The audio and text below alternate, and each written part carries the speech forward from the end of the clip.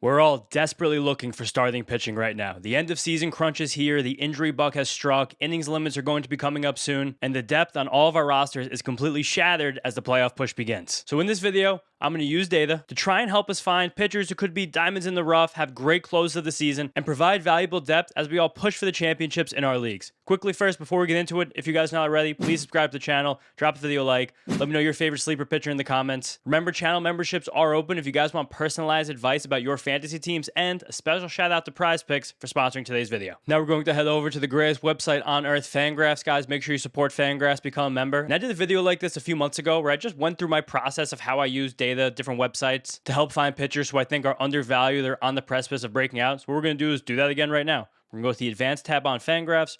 We're going to play around with sample sizes right now. First, I'm going to set the custom date range starting on August 1st. Now I'm going to July 1st. I want to get like 7-8 weeks of data here. Then we'll keep shrinking it, elongating it, see how we want to do it.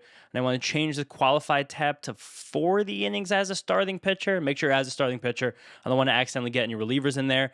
And I really quickly, just to start it out, want to go to the strikeout minus walk rate tab. I think it's one of the easiest ways to get an all-encompassing view of who's pitching well right now. And I do like Sierra more so as a stat in general, but for fantasy baseball, I'd rather just the strikeouts and the walks, whereas Sierra incorporates batted balls. But again, right now, since July 1st, the pitchers who lead the league in strikeout minus walk rate, Miz, of course, Gavin Williams, of course, Zach Wheeler, Cam Schittler, Sean Burke. What a great second half for Sean Burke. He's been awesome. Luzardo, Cease, Tolley, Henderson, all the usual suspects. Here's a big one right here, on fire lately, Kyle Leahy. I've been really reluctant to give Kyle Leahy's flowers. Well, not reluctant. I've always talked about Kyle Leahy, but there was a huge chunk of time this season where Kyle Leahy simply wasn't missing enough bats to really get the respect that now his very, very low ERA deserves. 1.5 since July 1st. That's incredible. So I think really quickly, we're going to now go over the baseball savant, and we're going to see if anything that Kyle Leahy's doing is different lately. Why he's missing more bats. If he's missing more bats, why he's been so much more effective. So let's go check it out right here. Kyle Leahy, still not crispy percentiles, but I don't really care very much about the pitcher percentiles on Baseball Savant. I think they're really too widely used at this point. I think hitters is much more easy to see how those percentiles can lead to production or why a hitter may be undervalued for pitching. I think it's much more complicated than that. I do like the extension, though. That's amazing for Kyle Leahy, especially a guy with relatively low fastball velocity. A 94 mile per hour fastball is below league average for right-handed pitchers, which is insane. That's where the game is at right now. But almost 7.5 feet of extension, that makes that play up to plus velocity. I also like how deep Kyle Leahy's pitch mix is here. Kyle Leahy's a switch hitter? What? How? That's incredible. We're going to try and find some Kyle Leahy hitting videos later on. But I do like that when he faces left-handed batters, he has the curveball and the changeup he can lean on while being able to let that fastball carry him. And against the righties, it's the slider mixes, it's the sinker, it's a fastball that can still mix in, it's a curveball that can still mix in. So right there, for a guy that isn't missing enough bats that we would consider over the full season sample to be considered an elite starting pitcher, having that deep pitch mix is something that catches my eye right off the bat. Plus the extension. So we are into Kyle Leahy right now. Now let's go month by month. And let's see if anything Kyle Leahy is doing or has done has changed. Let's see about approach stuff. So in general, we always want to split this up to see how pitchers are approaching right-handed batters and left-handed batters because it's going to be different for every single guy. And right here, looking at Kyle Leahy as a righty approaching lefties, more of the same stuff. Very similar right there for Kyle Leahy. Let's look at the righties now. Why not? A lot more curveballs coming as the season's gone on. Let's see how the curveball rolls for Kyle Leahy. I want to look at the pitch value down here. Yada, yada, D-to-D. Curveball's good. Slider's great. Fastball gets hit hard, but again, needs to lean on it. So with no super discernible changes off the bat, I kind of want to see how Kyle Leahy's approaching guys in different counts. Let's go lefties right here. Count right here. I want to see what Kyle Leahy's doing when the batter is ahead. What's Kyle Leahy doing when he's behind in the count? What's changed for Kyle Leahy? Okay, so we're seeing more confidence in the slider. This is big right here. Kyle Leahy's fastball was getting hit hard. Oftentimes when he was falling behind in the count early in the season, he was leaning on that fastball as a pitch that he trusted to get himself strikes. Now the season's gone on, it looks like he's now relying more so on that slider as a pitch he can throw in the zone to get himself back in the count. And this changeup more recently, but a smaller sample in August so far. Interesting. I like that update from Kyle Leahy. Still being able to use his fastball, but not having to rely on it so much. Let me see other stuff for righties right here. Kind of a similar story. Not leaning on that four-seam fastball as much when he's behind in the count. I like that adjustment a lot. Now I do want to see when he's ahead in the count, though. I want to see what Kyle Leahy's doing when he has a hitter back on their heels. The sweeper usage fell. Now it went back up when he was ahead of right-handed batters. Still mixing a lot of things evenly right here. So that's good right there. Let's check the lefties. I always want to see how the righties are handling the lefties and vice versa, because that's always a much more difficult situation. Using that curveball a bit more. Again, fewer fastballs in general. Nice has become less fastball dependent against left-handed batters. So I think we can feel, again, I don't think I feel 1.5 ERA confident about Kyle Leahy, but he's a guy that's probably still available in most 10-team leagues, maybe a handful of 12-team leagues, despite how hot he's pitched lately. We have to take a quick break from all this pitcher talk to give you guys a word from today's sponsor, PrizePicks, America's #1 sports picks app that has an incredible brand new offer that I can't wait to share with you guys. Use my code HMA when you sign up for the PrizePicks app, and you can win $150 worth of lineups if you play and win your first $5 lineup. Just click the link in my description to download the PrizePicks app, and again, make sure you sign up with the promo code HMA to win $150 worth of lineups if you play and win your first $5 lineup. And if you're not on PrizePicks yet, here's why you should be. First up, the app is super easy to use. You just pick more or less on a few player stats, lock your lineup, that's it, you're in. Or would you rather just pick teams? Because PrizePicks has that now too. Just pick the winner, spread, or total on any game or fight. And I've had so much fun this baseball season making lineups on PrizePicks. And remember, PrizePicks is available in most states: Florida, Texas, California, New York. So again, it's time to lock in and win that first lineup, because if you download the PrizePicks app using the link in my description and sign up with my promo code HMA, you can win $150 worth of lineups if you play and win your first $5 lineup. Just remember, guys, you need to use my promo code HMA when you download the PrizePicks app. And please, only play if you know you can do so responsibly. So he's someone we should definitely be paying very close attention to as we move forward this season. Moving on here, Skubal, Reed Detmers, of course. What an amazing second half for this guy. Cade Cavalli. Oh, I'm so proud of Cade Cavalli for how he's shown up this year. I want to do a quick scroll of Cade Cavalli, just to talk about the changes he's made and why he's been so much better. He always had the foundation, the big velocity, the knuckle curve, just being built like a hoss, former first-round pick. Cade Cavalli had the foundation to be a very good starting pitcher, but it's incredible what's gone on so far in the last few months with his cutter and his sweeper. I want to highlight those two pitches for a second, because finding the confidence in this cutter and having it a teeny tiny bit different shape compared to last season, just to show you guys that real quick. Pretty sure there was like an extra inch of horizontal movement on that thing. Yeah, got an extra inch of glove side movement right here on that cutter. And also, guys, again, just talking about process, when I like to see pitch movement changes from year to year as a reason or signal to why a pitcher could be pitching better, it's really nice to sort this total movement chart on everyone's Baseball Savant page. Sort right here by pitch type, so the pitch types are next to each other, and right here, boom, boom, I can very easily discernibly see difference in pitch movement from year to year. So right here, extra inch of glove side movement on that cutter from Cade Cavalli. As the months have gone on, especially now here against right-handed batters, we're seeing much more confidence in that cutter and way more confidence in that sweeper. That sweeper was a big deal for Cavalli, because as a fastball, curveball guy with a heavy fastball, good velocity, not the best shape in the world, he's probably a bit too reliant on it. But now that he has multiple pitches that are moving left, going away from the right-handed batters, and that curveball dropping down low, still busting the zone with that fastball, I don't really see any holes in Cade Cavalli's game right now. He's been red hot. I don't really expect that to stop through the end of the season. He looks like something of very too much used line, a league winner lately. Going to keep scrolling down this chart a little bit now. Once we get below 20% strikeout minus walk rate, that's now off the elite line, just in the very good line. We're still looking for very good pitchers. Aaron Nola, we meet again. Nola's coming off an amazing start on Wednesday, probably his best of the season. Let's see if Aaron Nola has changed anything lately. Aaron Nola is a pitcher to watch out for. Maybe Nola is back. Usually the big things to watch for Nola are how he's just locating, one, which is a little bit hard to see in a chart like this, but we'll be able to find out in some ways, and two, if he's even just picked up any tick of velocity as the months have gone on. That's usually the thing that holds Nola back. That's usually the reason he would have bad starts this season and get hot as the summer months came. Let's just see quickly if Aaron Nola's picked up even a tick of velocity recently. A teeny bit, 91.8 when he was back in April. That's up to 92.7 now. A full mile per hour from Nola over the course of the season is a big deal to get over that 92 mile per hour line. Now let's look about if he's changed his approach in any way against hitters. Nola's a guy that the splits aren't as drastic because he's always had a good curveball and a good changeup. Let's just see anyway for the sake of the exercise right now. Funny, as the velocities come back to that fastball, he's been able to throw it more. Kind of like that. Aaron Nola does need to throw that fastball, at least in the zone to the lefties, but again, still with a good curveball and a good changeup. Lefties aren't the people that really ever give him issues. Let's see where the slug is at. Very small sample here. Let's kill the months for a second. I want to see on the season where that slug is at for Nola in these pitches, because lefties do just crush him. Wow, 720 slugging percentage on that fastball. Oh my God. How were you ever effective, Aaron Nola? I can't believe that. But all right, no, I'm not looking at that right now. I want to see if anything's changed with Nola specifically to make us really dive back into trusting him. I still probably think I trust him in 12-team leagues. Nothing super crazy here. Let's see what Aaron Nola's doing when the batter's ahead once again. Wow, more curveballs in the batters ahead. This probably is a good idea for Nola, again, because if we look at the course of the season, let's see when batters were ahead, what they were doing to the sinker. Man, this is going to be a crazy number right here.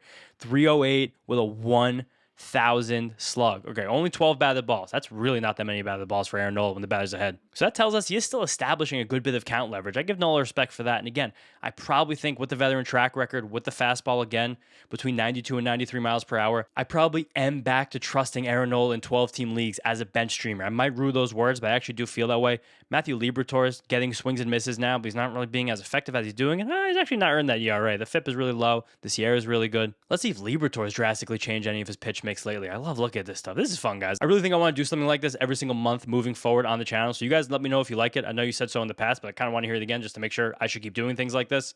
But now again, looking at Liberatore, let's go month by month. Let's see what's going on against the righties. Why is Matthew Liberatore missing more bats lately? Checking out real quick, once July began, that slider has jumped back to being a big pitch for Liberatore against the righties. Interesting. Where's he locating that slider against righties? Is he really back footing that thing nicely? Yeah, he's back footing that thing really nicely. How's that slider move? It's a good bit of depth on a gyro. It's a good pitch right there. If he can locate that, and Liberatore always has pretty good command, that's nice. Don't really like what he's doing over there, but that seems like just some misfires. That's a nice little pitch. All right, I'm into Liberatore back footing that slider more, trusting it more often. Keep scrolling around here. Trevor Rogers and Shane Baz have both pitched quite well lately. Again, those are guys that need to be rostered in every 12-team league, as is Peter Lambert, but you guys know that. Braxton Ashcraft, despite having that bad stretch, he has still been pitching well under the hood, so I kind of do trust him.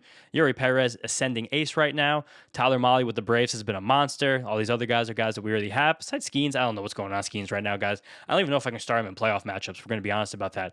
Ryan Weathers has been a monster lately. Saw a good note. I don't remember if it was Ryan Garcia or TJ Stats on Twitter, but about the fact that Weathers has shifted his approach against right-handed batters, where now he's been throwing more sinkers against them, which is a little bit counterintuitive of lefty pitcher throwing more sinkers to right-handed batters. But in turn, in pushing back the usage of his four-seam fastball, he's now actually used that fastball more so later in counts as a put-away pitch. And that pitch has big velocity and a very good shape. So I do like that adjustment for Weathers, as long as he has really good command of that sinker, because the sinker can really wind up on the barrel of a right-handed batter for lefties throwing it. Sean Manaea is another obvious one. I've been talking about him on this channel for a few weeks now, but he looks like a very calm, cool, collected mid-rotation starter, someone who needs to be on every 12-team roster.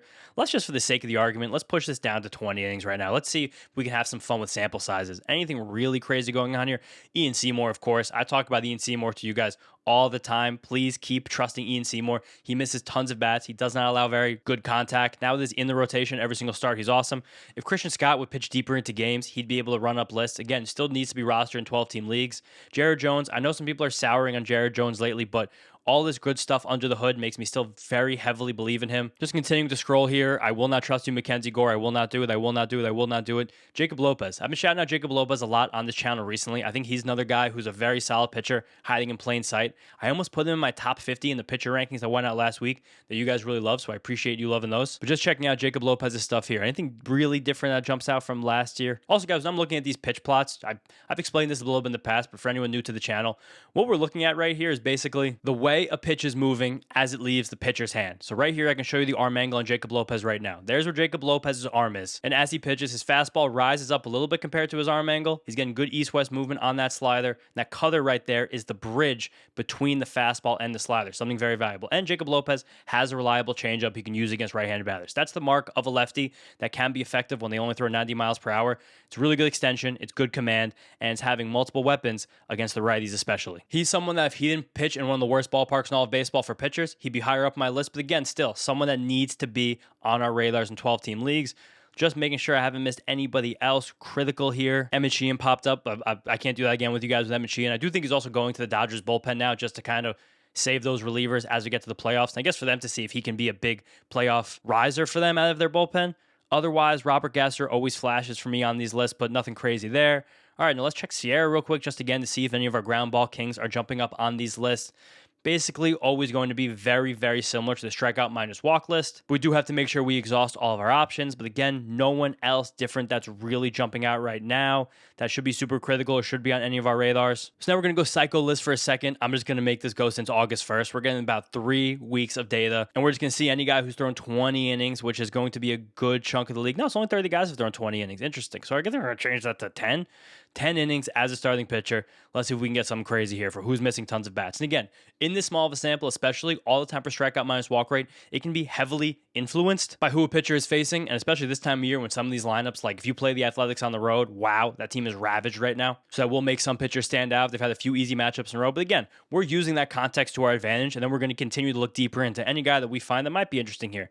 So again, Very similar players popping up. Blake Snell's been incredible off the injured list. Again, Tyler Mahle with the Braves has been a revelation. Ryan Gusto, old friend Ryan Gusto. Is anything worth looking at here, Ryan Gusto? Let's look at his page real quick. I want to see how many innings he's going into starts. I want to see who he's pitched against lately. Again, Fangraphs, guys, unbelievable. I love that they have this little stuff plus percentile up here as a widget now. And seeing Ryan Gusto, the fastball is good enough that he can at least probably be a reliable starting pitcher with a nice bevy of secondaries off this. Check out the Gusto game log right there. Going to patent that one. He got into the 6th inning once at the Braves, Angels, at the Reds. Those are not the easiest matchups in the world. It's not the most difficult ones either. He got hit pretty hard by the Phillies in July. So again, skewed stats right here, because 2 days before I set that very short time frame on the leaderboard, Ryan Gusto had a start where he didn't get many strikeouts and he got rocked. But there's mild intrigue here in Ryan Gusto. If you guys are in a very deep league, I would not consider him in a 12, 14, 15, 16 team league. Let's even look at the Marlins schedule coming up to try and see where Ryan Gusto is going to be pitching. We love home starts in Miami, of course. Friday night, right before I'm doing this, home against the Nationals might be a good outing. Home against the Red Sox, not the scariest lineup in the world. After that, he's going to be at the Royals and home against the Mets. Oh my God, am I talking myself into Ryan Gusto as a late season sleeper edition right now?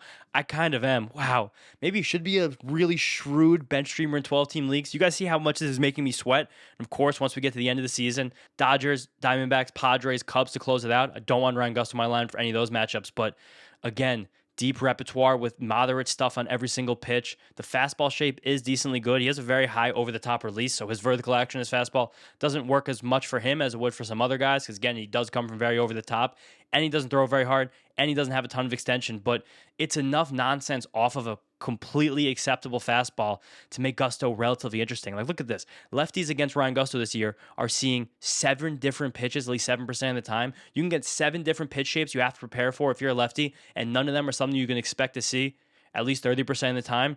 That's a very difficult thing to prepare for. Again, the stuff isn't standout, so someone in the box who's a very good hitter could adjust to Gusto on the fly. But man, I'm really talking myself into Ryan Gusto. I'm sorry, guys, but is he gonna be the thumbnail of this video? Jeez. Anything else going on here? Eduardo Rodriguez running out of time to regress. That's our command king right there. I've been loving Noah Cameron lately. He hasn't been as scalding hot as he was for those few weeks towards the end of July and very early August. But again, I've said this on the channel a few times. I just love the way Noah Cameron's repertoire interacts with itself, where when he's facing right-handed batters, I think you can see this really, really well when I look at these pitch heat maps here. Got to change this to go to right-handed batters. I do love how Baseball Savant is getting so many more split by batter handedness stats for pitchers and availabilities right there. Like this chart they put out last year is such a revelation. Saves me like 4 or 5 clicks every time I try to see what's going on with a pitcher. But just seeing again, I'm a right-handed batter standing in the box against Noah Cameron. Right off the bat, I know there's about 4 pitches I'm going to see an even amount of the time between the fastball, the changeup, the cutter, and the curveball, with enough sliders to keep me honest. But it's not that dissimilar of a shape to his cutter. So again, those blend together. But I'm a righty standing in the box. Boom. Fastball high. Have to be able to cover that part of the zone. Changeup low and away, the bread and butter. Right there, just being able to decide between those 2 pitches, difficult in and of itself. Then, if I think I have a fastball coming, but I get the cutter coming off that's off my handle. I'm sawed off. I just ground it out to the third baseman. And Cameron gets to move on to the next batter after an easy out. And then after all of this, when he's able to locate this curveball and sometimes even the slider with a bit more depth than the cutter, and I have to prepare for the back foot too. If I see something slow and I think I'm going to have to dive out over the edge of the plate for the changeup, but then now there's something with spin coming on my back foot, it's very difficult when Cameron has the command working in the right way. We saw stretches earlier this year when none of it was working in the right way. Then we saw something recently where everything was working in the right way. So big fan of Noah Cameron when things are right. I think he's a perpetually underrated starting pitcher. Going back to the list right here, leaderboard, Luis Castillo's looked good with some soft matchups quickly with the White Sox. Brandon Pfaadt, so good Brandon Pfaadt lately. I can't believe how good he is. He's been riding a 30-inning, no earned run streak, like 33 innings. I don't know if he gave one up this week. I wasn't paying too close attention to his start, but haven't given him enough love on this channel this year just because I felt like I missed the boat and I couldn't put him into a waiver wire video, but he's been lethal. I like how much more confidence he's had in his changeup since coming back up from the minors. It's helped open the lower parts of the zone even more so for him to play his curveball off that and hide his fastball. Not hide his fastball, but not have to locate his fastball as precisely when there's multiple other things the lefties have to be looking for. Good closing of the hole there. Still something going on. Tyler Phillips has moderately interested me as well this year too. Let's check out Tyler Phillips right now if he's changed anything. He's a few months into being a starting pitcher. Sometimes when that happens, these guys can turn the corner, especially in terms of their energy and like their breathing, just maintaining, again, energy levels on the mound, not letting that fatigue hit you as you get a few times through the lineup. I do love this sweeper for Tyler Phillips. Wow. Sinker sweeper against the righties, easy, handle that. And I do like that he has this splitter. That's a good pitch. That misses bats. Where's the whiff on this splitter? 30% whiffs on the splitter against everyone. Let's see the lefty whiffs on this splitter this year. Where'd it go? Lefty whiffs on the splitter, 32% as the leading pitch against them so far this season. Tyler Phillips probably does have enough. And again, we just saw how light looking at Ryan Gusto. The schedule is for Tyler Phillips moving forward. So he's another guy with legitimate intrigue, but we really are scared of how much he's throwing this sinker right here against left-handed batters. Let's see if he's alleviated any of that over the last few months. Tyler Phillips by month. And again, guys, he became a starting pitcher around, that was May-ish, late May, early June. And against lefties, has the adjustment been many more sweepers as to why he's found more success? I guess so. I like more splitters than sinkers, but what's the zone pitch here for Tyler Phillips? What is Tyler Phillips able to throw inside the zone? You have to be nasty in the zone to be a good pitcher, to be a good starting pitcher. What's in the zone against lefties? Everything's in the zone, I guess, against lefties now. Interesting. Why is he throwing? Let's see where these pitches are right now. Tyler Phillips, left-handed batters. Where is he throwing these pitches against lefties? He's just backdooring sweepers, coming right, get me over sweepers. I just really don't love that. I don't think Tyler Phillips has enough command. I see that he's trying to run these reverse sinkers back over the plate, but you have so much risk of running right back onto the barrel. And I don't like splitters in the zone really at all in general. Man, I want to see that pitch percentage again. The pitch percentage again real quick right here, Tyler Phillips. Is the fastball coming in? The fastball's not coming in. Pitch percentage against lefties, it's tons of sweepers, and it's enough of all these. But I guess if there's a chance any can be in the zone, and then inside of an at-bat, if you can move them out of the zone, I don't love this approach.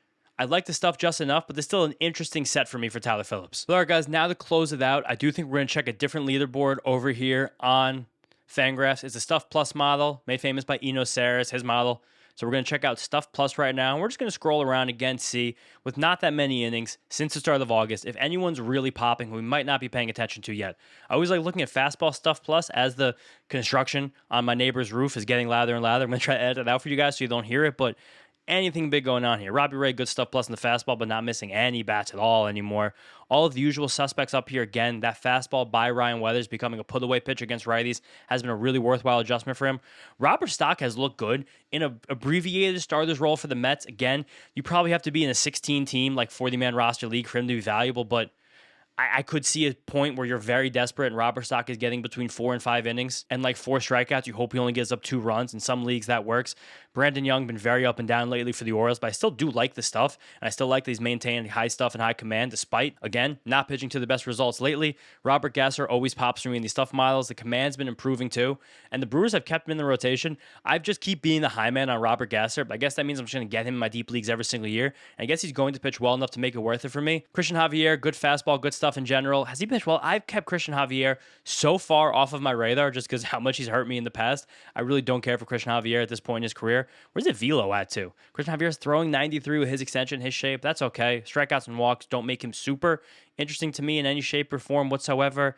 5, 4, 6 innings. Yeah, I guess that's okay. I'm just not going to get into Christian Javier this time around. If you guys are, no shame in it, but it's just not going to happen for me. Bubba Chandler roping me back in, showing decent form lately, just good enough to be moderately interesting. Jake Irvin, there's Brandon Pfaadt, Peter Lambert. Let's check out some Anything interesting down there I missed? Anyone else crazy here? Will Warren, Grayson Rodriguez. Yeah, that's a good upward trend of stuff. Happy for Grayson Rodriguez. I'm not going to be starting him in any of my leagues coming up soon. Anthony Kay just keeps rolling. Really big fan of Anthony Kay. He just has not stopped being effective all year long. And as a lefty who throws 95 miles an hour, that's well above average fastball velocity, up to 96 average now for Anthony Kay. That's awesome, dude. Again, not great strikeout minus walk differentiation there, but all the guy does is go out there and be at least moderately effective. Quality start here. Hadn't got 6 innings in a while before that, though. But again, he mostly keeps runs off the board. The White Sox understand his limitations. They're careful with him, so these lines don't go out of control. I like Anthony Kay. Anthony Kay is another one we're going to pull from this video. I definitely like Anthony Kay. Otherwise here, fastballs now we're getting below average. Andrew Painter trying to sneak that fastball up to 100 stuff plus, but now no command on it. Trying to pitch backwards. I like Andrew Painter pitching backwards, but it's not enough right now for me to be seriously invested in him so far this season. Check some sliders real quick, see if anyone's missing bats. I like Soroka a lot off the injured list. I think he's going to start pitching better. I was really down Emerson Hancock in my pitching rankings. You guys can see how much this fastball stuff plus has fallen since the beginning of the season. That's a disaster for Emerson Hancock. We could check that out for a second here too while we load that up. Also a good trick right here for you guys when you're using Fangraphs. If you want to track stuff changes inside of the season, go stuff plus in the game log and grab like a section of them. This 4-seam fastball stuff plus was much better until, let's say, the start of June, 97. Now since then, it has been click here. Now in June, 88 as he's continuing to lose lose, lose. Vertical action on his fastball. Don't really love Emerson Hancock moving forward. There's Robert Gasser again. Can't stay away from this guy.